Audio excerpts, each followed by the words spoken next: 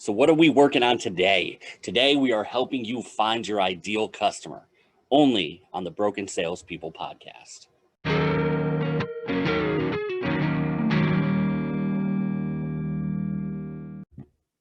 Hey there, Broken Salespeople. Welcome to the workshop.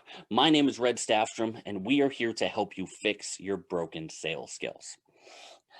So today I want to talk about something a little more in depth that you've heard me talk about a number of times if you've been listening to the interviews. I want to go a little bit more detailed on this because it's come up a few times. I want to talk about ideal customer avatars. I want to talk about who you want to work with, the person that you are targeting, and why it's so important. So, first, let's talk about what an ideal customer avatar is and where I got the idea. It's not necessarily a new idea, but I'll give you the story that solidified it the most in my mind. It comes from one of the Russell Brunson books. I believe it was Expert Secrets, but don't quote me on that. I read all three, his trilogy of marketing books, and I listened to them on Audible. And they can run a little bit together. There's a lot of overlapping and borrowing of ideas between the three books, and it's tough to nail down which one was which a little bit. But I believe it happened in Expert Secrets. Just don't quote me on that one. In the book, Russell tells the story of somebody that he worked with who sold makeup products. And he sat down with executives with Sally Beauty Supplies. If you don't know what Sally Beauty Supplies is, think of Ulta Beauty without all the glitz and glamour.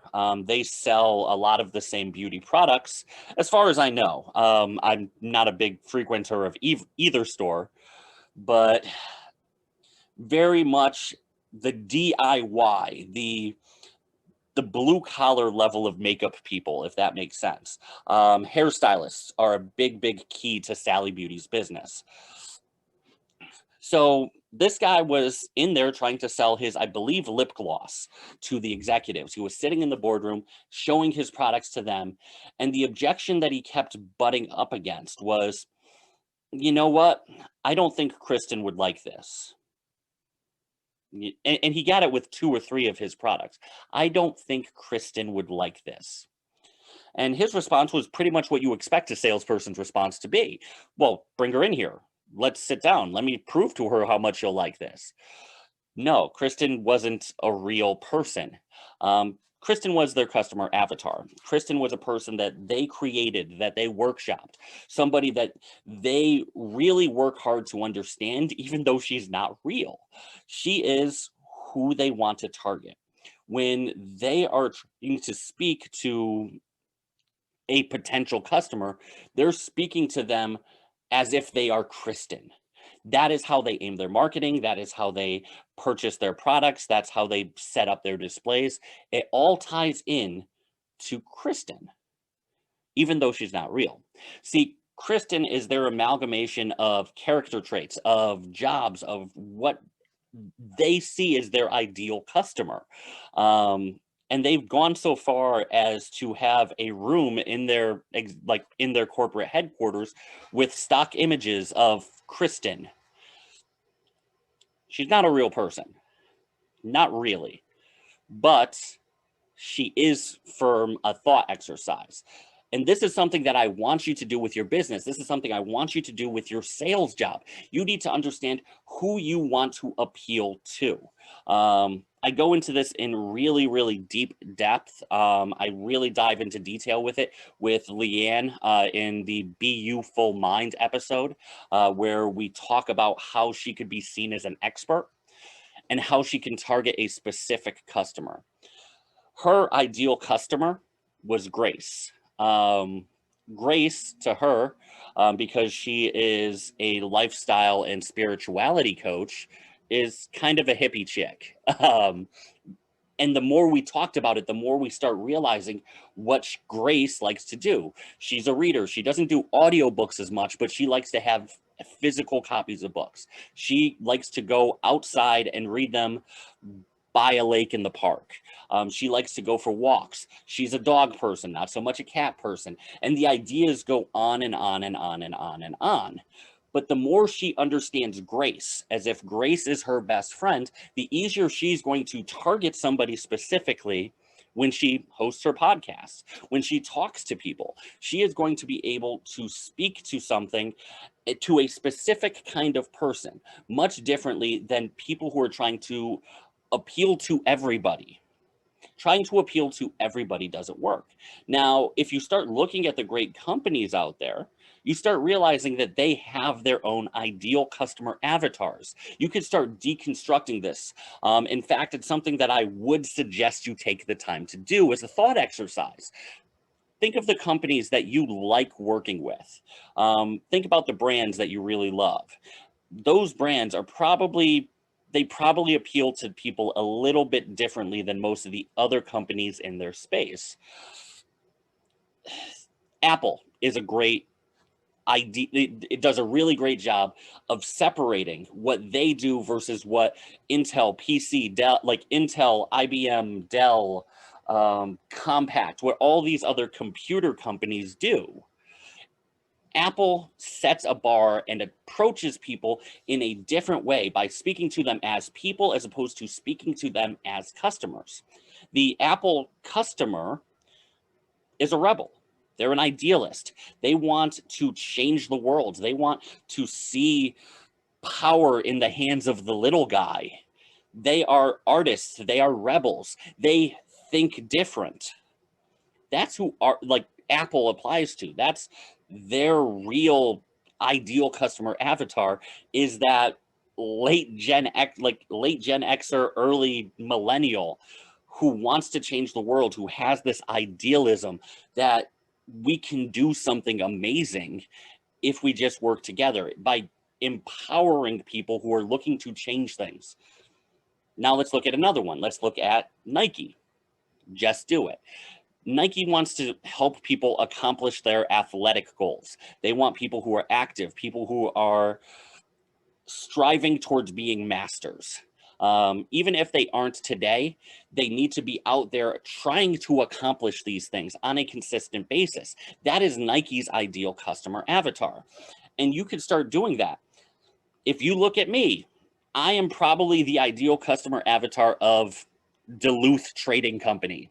I'm a blue collar guy, even though I work a white collar job, likes to be comfortable, likes to keep things super, super simple, but likes that comfort, likes what works, likes what holds up long term. You can find this across the board, and you can keep exploring and keep going in depth, and you can find each of these companies that do great marketing, that do great branding, have their ideal customer avatars fleshed out. So how do you find yours, and how deep do you want to go? That's going to be up to you, but I don't think there's really a big limit that you want to stop at. There's not a certain point. This person has to be your imaginary best friend like you had when you were a kid. As you start walking down the street, as you're walking your dog at night, I want you to start think about, how would Jimmy do this? What kind of dog would Jimmy have? Would he hire a dog walker? Think about things like that. Think about your best friend and how you would know intrinsically, okay, this is how Pat would respond. Once you start knowing your ideal customer, the way you know your best friend, what they do for fun, what shows they watch, where they like to hang out, how they relax, how they would respond to certain stressful stimuli. Once you understand that, now you could start targeting them from a marketing perspective. You could speak directly to your Pat, your Grace, your Kristen, your Jessica, your Ryan. You can speak to that person. That's going to be a major key for you. That's going to change the way you market yourself. That's going to change the way you do your role play exercises in the morning if you have a sales team, because you're going to know that this is the person that you can solve their problems. You need to understand what issues they have, because all of us do. We're human beings. None of us are perfect. But the more you can understand what problems your Kristen has, the better you're going to be able to understand it. Now, my ideal customer avatar, I've got two. I've got one, which is the 23 to 30-year-old who's been working in sales a couple of years. They've been doing well, but they don't feel like they've got it yet. They've been listening to their managers. They've been applying what they've been told, but they know something is off. That's my Ryan. And Ryan is based loosely off of somebody that I know, somebody who knows they could do better, but they know that the advice that they're getting isn't quite right. Hopefully, if you're listening to this, you're a Ryan like that. The other customer avatar I have is Jess. Jess is 30 to 40 years old. She's been doing very well. She launched her business because she was an expert in her field. She knew what she was doing and she understood this field perfectly, but she's struggling with sales because sales is out of her wheelhouse. She knows how to do whatever, create the product, like talk about the product, solve the problem, work with people, network, but she doesn't understand who she needs to be networking with. That's my Jess. By understanding them, I can tailor the messages of this podcast, of my blogs, of my marketing material to appeal to Ryan and appeal to Jess, because they're two different people. And I want to help both of them by demystifying sales and uncluttering it.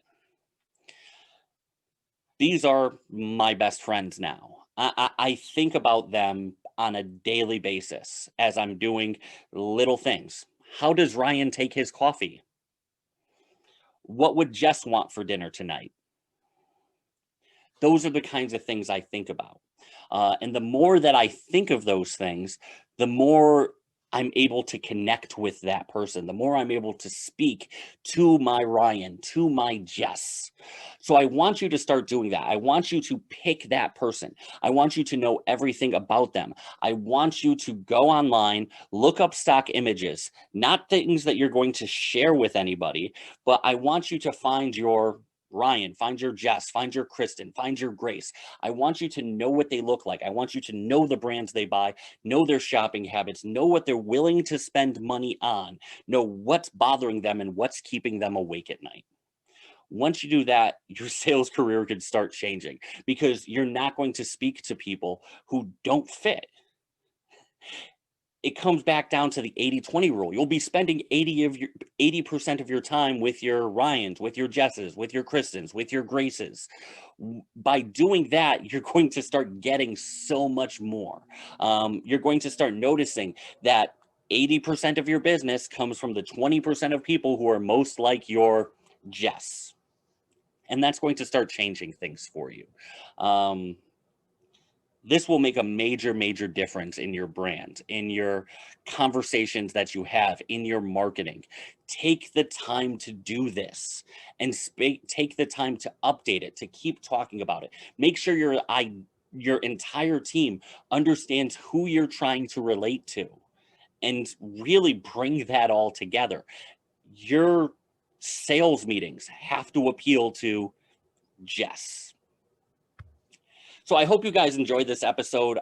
This is a topic I'm really passionate about. It's one that I really think everybody in a sales marketing position needs to understand. If you don't do that, it's going to hold you back. If you are doing any sales and marketing, make sure you're doing this. Please take the time, like this. If you're watching this on YouTube, take the time to subscribe on all the podcast platforms. Please review if you're listening to this on iTunes. All of this helps the channel out, really helps me grow the brand and help other salespeople. Don't hold these things to yourself. Help other people with it too. Please share, please subscribe, please review. All of them help immensely. Until next time, thank you guys for listening and go fix yourself.